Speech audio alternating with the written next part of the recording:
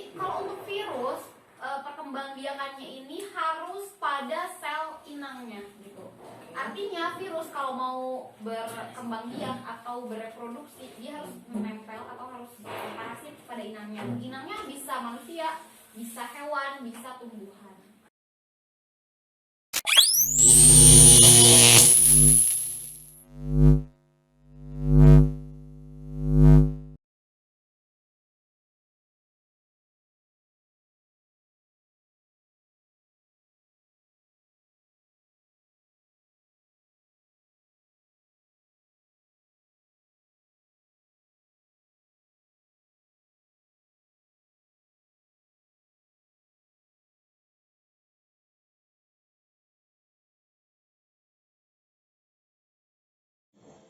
Assalamualaikum warahmatullahi wabarakatuh.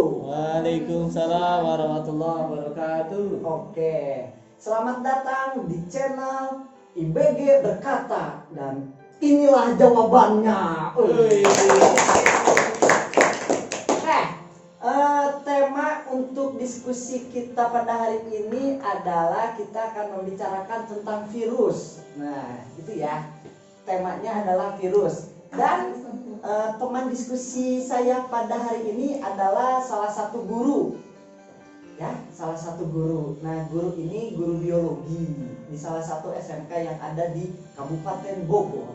Nah, bisa langsung kita sorot saja. Nah, inilah. Tuh kan, senyumnya biologi banget kan. Siapa namanya, Ibu? Ibu Rifka. Rifka apa? Rifka Hasanah. Oke, Ibu Rifka Hasanah. Sudah lama menjadi guru? Belum? Sudah lumayan lama. Berapa lama tuh? Hampir 2 tahun. Ya 2 tahun. Oke, berarti bukan waktu yang sangat sebentar ya untuk Bu Rifka menjadi guru. Nah, gini Bu Rifka, sengaja saya undang Bu Rifka ke sini untuk berdiskusi perihal virus. Ya, jadi mungkin bisa langsung kita analogikan virus itu apa sih Bu Rifka? Virus itu sebenarnya makhluk mikroskopis ya, karena nggak bisa kita lihat dengan mata telanjang, jadi harus pakai mikroskop. Jadi salah satu makhluk yang mikroskopis. Nah, dari katanya sendiri, virus itu sebenarnya berasal dari bahasa Yunani. Asal katanya itu virion. Artinya racun. Ya. Seperti yang kita tahu kalau virus itu menginfeksi tubuh, bisa menginfeksi tubuh manusia atau hewan atau bahkan tumbuhan gitu. Dan yang terkena infeksi virus itu biasanya kan menjadi penyakit tertentu. Nah, makanya virus itu artinya racun. Oke, lalu ciri-ciri virus. Oke. Ciri-ciri virus tadi seperti yang sudah saya sebutkan, pertama tadi mikroskopis, jadi ukurannya sangat kecil. Kalau kita bandingkan dengan bakteri, bahkan virus itu ukurannya lebih kecil dari bakteri gitu. Malah sama pelayan rambut Pak Yoga aja ukuran itu bisa lebih kecil. Kok kenal saya ya? Iya. Hebat. Ya gitu Pak, yang kecil. Nah, terus juga virus ini merupakan dapat bereproduksi, tetapi hanya bisa bereproduksi ketika ada sel inangnya. Ketika dia tidak berada di sel inangnya, dia tidak bisa bereproduksi karena tidak memiliki organ-organ atau materi untuk dia bereproduksi. Jadi hanya bisa bereproduksi pada inangnya. Gitu. Terus virus juga disebut benda mati. Jadi dia tuh peralihan dari benda hidup dan benda mati. Kenapa dia disebut benda mati? Karena virus ini dapat dikristalkan dan juga virus ini tadi hanya dapat bereproduksi pada inangnya. Juga dia tidak memiliki ciri-ciri makhluk hidup seperti dia tidak bernafas, dia juga tidak melakukan metabolisme gitu. Makanya dia disebut benda mati.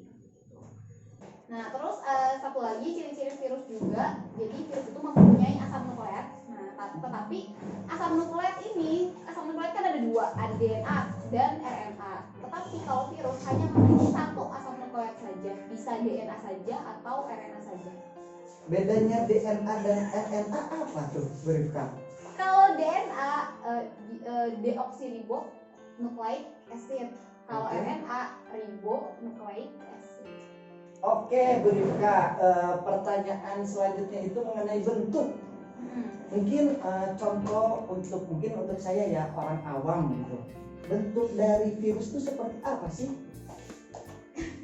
Jadi virus itu bentuknya ada macam-macam. Oke, diantaranya Ada yang bentuknya seperti batang. batang apa tuh? Seperti batang, jadi kotak gitu panjang, seperti itu segi panjang. Ya, Oke. seperti batang. Itu contohnya ada di virus tumbuhan namanya virus TMZ. Tobacco mosaic virus. Nah, virus TMZ ini dia biasa menyerang tumbuhan yang menyebabkan tumbuhan itu ada bintik-bintiknya. Daunnya ada bercak-bercaknya. Nah, Ya, itu ya, ya. bentuk virusnya batang. Terus juga ada yang bentuknya polihedral. Kalau yang bentuknya polihedral, jadi bentuknya itu seperti segi banyak ya, seperti segi banyak polihedral. Contohnya ada adenovirus. Terus juga ada yang bentuknya bulat, ada yang bentuknya huruf T, ada yang bentuknya oval dan sebagainya. Lalu struktur dari virus itu seperti apa sih, Bu Rifka? Ya. Jadi virus itu punya struktur, ada kepala sampai ekor gitu. Kalau dari atas virus itu punya kepala, ya, bisa dibilang kepala. Nah, kepalanya ini biasa disebut dengan kapsid. Kapsid. Oh, itu bahasa biologinya ya? Bahasa biologinya kapsid. Di dalam kapsid itu ada asam nukleat, bisa DNA atau RNA. Oke. Terus kapsid juga dia punya protein yang namanya kapsomer. Tadi ada kepalanya, kapsid, terus dia punya leher. Ada leher, kemudian ada ekor, dan juga ada serabut ekor. Oke. Itu ya. Jadi itu spesifik dari bentuk dari virus ya. Seperti itu. Ya. Oke. Lalu selanjutnya tempat hidup virus. Virus itu bisa berkembang biak di tempat mana aja sih, Bu Rifka? Oke. Jadi kalau untuk virus perkembangbiakannya ini harus pada sel inangnya gitu. Artinya virus kalau mau berkembang biak atau bereproduksi dia harus menempel atau harus parasit pada inangnya. Inangnya bisa manusia, bisa hewan, bisa tumbuhan. Oke, Bu Rifka, pertanyaan selanjutnya mengenai klasifikasi virus. Itu ada apa aja, Bu Rifka? Secara garis besarnya ya. Ya. Secara umumnya klasifikasi virus itu ada dua. Jadi berdasarkan sel inang yang diinfeksi, ada virus yang virus hewan. Kalau virus hewan contohnya adalah rhabdovirus. Jadi rhabdovirus ini yang menyebabkan hewan itu rabies. Terus juga ada Apa lagi? virus NCD. NCD itu Newcastle disease itu yang menyebabkan tetelo. Tetelo pada hewan gitu. Ya, terus yang kedua ada virus pada tumbuhan. Ada salah satunya itu virus Tobacco mosaic virus atau TMZ. Nah, Tobacco mosaic virus juga ini adalah virus yang pertama kali ditemukan. Virus TMZ menyerang tumbuhan. Biasanya kalau tumbuhan yang terserang virus ini, tumbuhannya itu daunnya jadi bercak-bercak. Selanjutnya apa tuh, Bu Rifka? Selanjutnya ada virus pada bakteri. Oke. Ini contohnya adalah virus Bacteriophage T4. Dan satu lagi ini virus yang tentunya menyerang manusia. Contohnya itu ada virus HIV yang menyebabkan penyakit AIDS.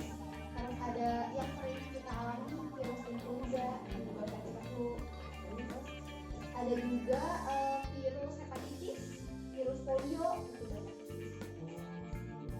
Sebenarnya sih pertanyaan terakhirnya seperti itu ya, Bu Rifka. Jadi yang mau saya tanyakan terakhir itu penyakit yang diserang manusia yang disebabkan oleh virus itu ya tadi secara tidak langsung sama Bu Rifka sudah dijawab ya.